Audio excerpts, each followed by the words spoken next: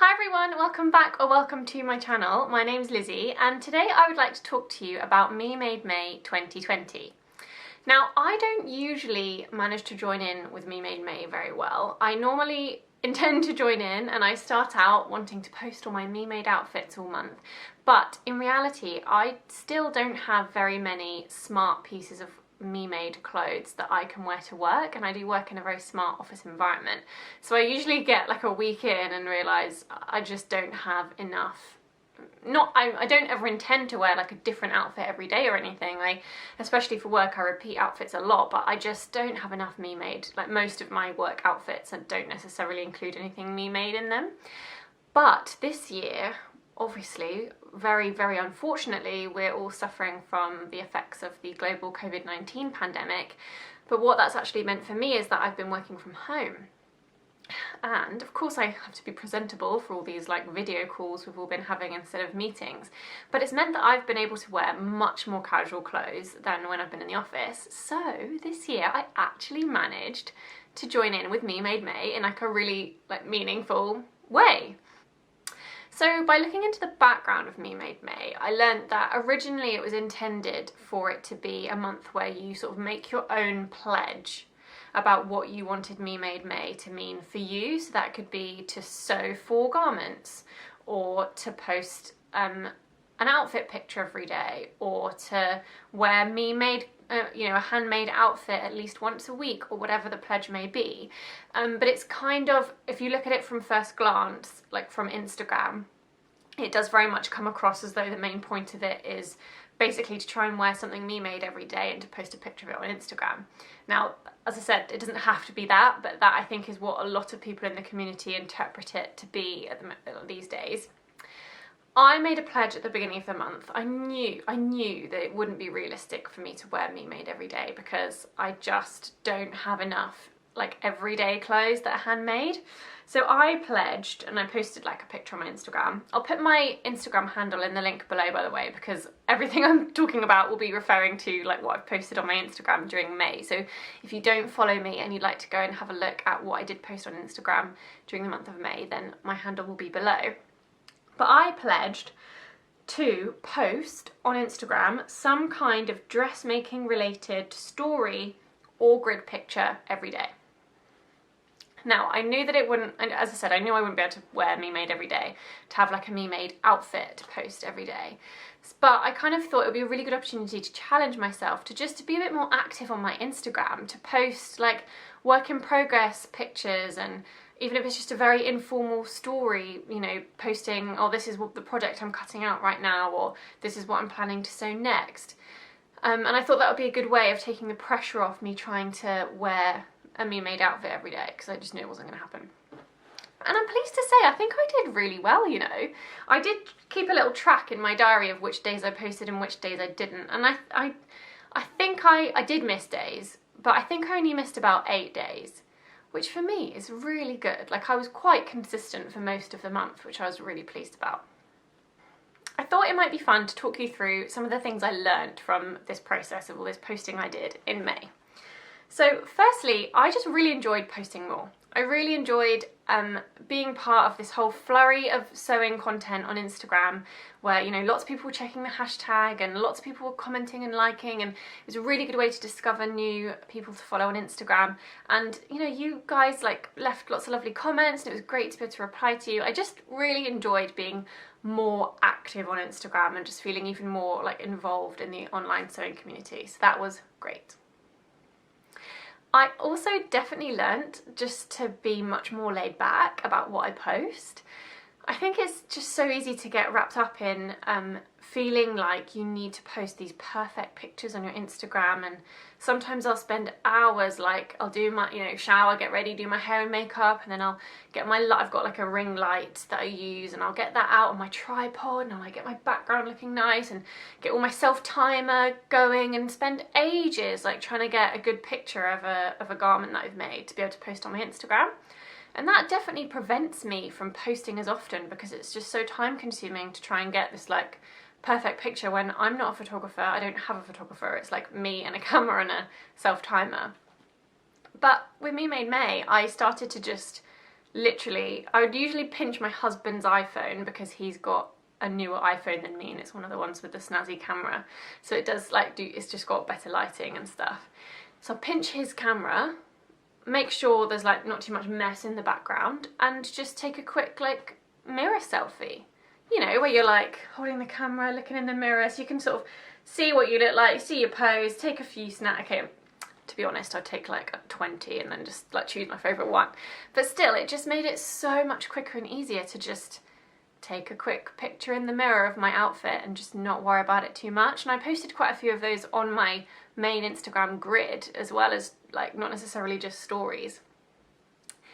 Further to that, obviously, as I said, it's been lockdown, we're in the midst of the global pandemic, and the only times I've put makeup on really since this all happened and since working from home is like to film these videos. Full disclosure, I am wearing makeup right now. I've got some concealer on and some mascara and some lipstick and some eyebrow pencil, not like full face.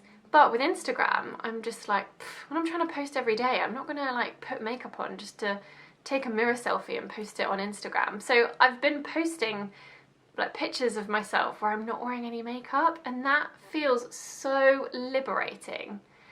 It just, I've never had the confidence to do that before, and I just got to the point where I was like, well, sod it, I'm just gonna do it.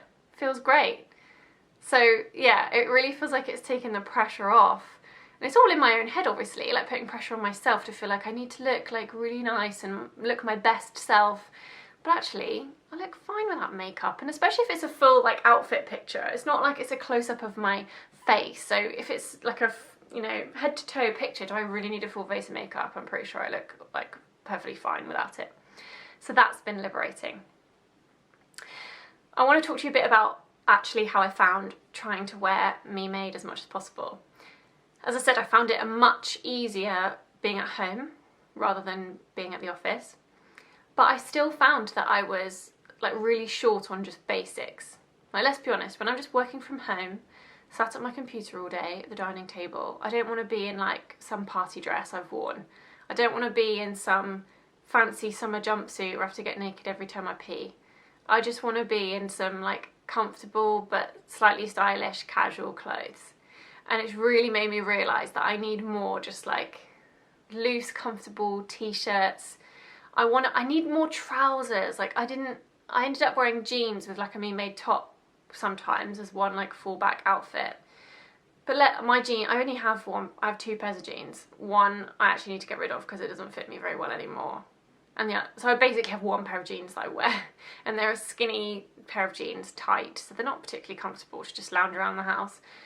And I've realised I need some like, I think I want to make either the Persephone pants, try and put an image in, or the True Bias Lander pants, and I just want some like high-waisted trousers, but that are like either straight leg or slightly wide leg, but that go all the way to the floor, because the trousers that I did end up wearing loads during Me Made May were my viscose linen navy blue trousers that are a hack of the New Look 6446 pattern.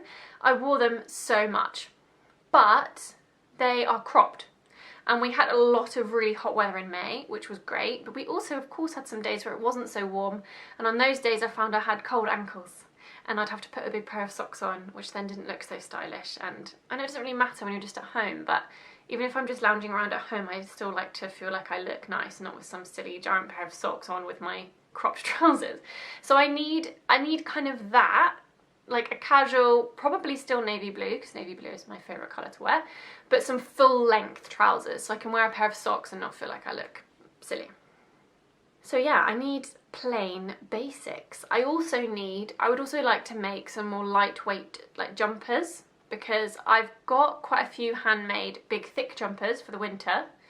But you know, on a day where it's like spring or autumn and it's not cold, but it's also not warm enough to just be in like a t-shirt, I just want something like lightweight that I can just throw, a bit like this. So this is, I didn't make this. This is just a merino mix. I don't think it's 100% merino. It's from Uniqlo. It's just like a thin, lightweight, round neck jumper. Great. Throw it on with a pair of jeans. I wear it all the time. But I want, you know, I want to make some things that can fill that role in my wardrobe too. The other garment that I found myself wearing a lot was my Megan Nielsen pair of Flint shorts.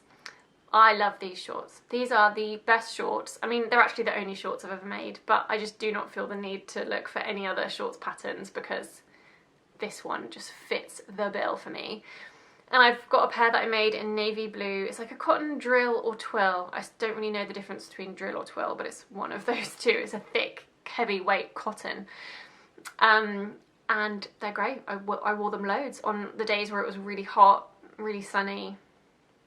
Love them. So that, again, it shows me that kind of thing, like just a basic pair of navy blue shorts. Brilliant. Love it. I'm probably going to make a green pair. With my the navy blue viscose linen trousers and my navy blue Flint shorts, I find myself just wanting to wear like a simple t-shirt. And I have quite a lot of simple t-shirts, all in various shades of blue mostly, and various shades of mustard yellow. But the vast majority of them are ready to wear, which is totally fine. And I think it's actually really important to remember to value and get all the wear out of our ready to wear clothes. I know our sewists are all so excited to, or a lot of us are really excited to strive towards a wardrobe that has like a higher and higher proportion of handmade clothes compared with ready to wear clothes. But some of those t-shirts are like my favourite t-shirts, and they look nice on me. I like how they look, they're comfortable to wear. I can just throw them on with a pair of shorts, with a pair of jeans, with a pair of trousers and feel put together, feel, you know, relatively stylish, feel nice. But I don't really need more. I've kind of got a brilliant set of t-shirts, and I just think it's, Me Made May is almost a time where you can like neglect your ready-to-wear clothes. And if we're all sort of hoping to be a bit more sustainable about our sewing and our shopping and our consumption of fashion, then we need to just make full use of all the things we have. Like if I've got a wardrobe full of perfectly good t-shirts, there's no need for me to rush and make a load to replace them, because why would I replace them when I can just wear the ones I have? But obviously in the long run, if it eventually comes to a time where those t-shirts don't fit me anymore, or they've become too, you know, worn out in the wash to look nice and to be able to wear, then I will be looking to replace them with handmade versions. Love me just a simple sort of viscose cotton t-shirt, viscose jersey t-shirt, love it. So yeah, that's it really. Overall, I think that just the key points from this video are that I really enjoyed Me Made May, loved working from home to allow me to like actually wear some Me Made clothes, and it taught me to just relax about what I'm posting on Instagram, not take it all so seriously, and it taught me that I need basics, that I want to be wearing plain, casual, comfortable clothes, and those are the things I need to focus on making. Thank you ever so much for watching this video. Please do give it a thumbs up if you enjoyed it, and subscribe to my channel if you'd like to see more of my videos. I'd also love to see you over on my Instagram, so please do get my handle from the description below and come and join me over there. That would be great.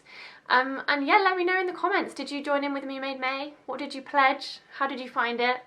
It'd be great to hear from you, and I'll see you next time. Bye!